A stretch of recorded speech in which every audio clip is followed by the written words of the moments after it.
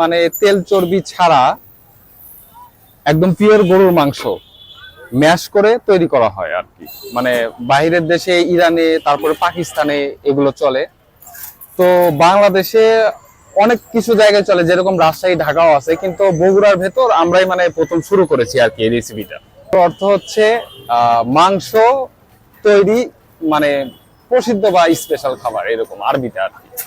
এই জন্য তা বাদামের গুঁড়ো, ধনিয়া পাতা, আদা, লেবু সবকিছুই আর কি আছে। এখন সালাদ, শসা, তারপর যাবে বেরেস্তা, পেঁয়াজ,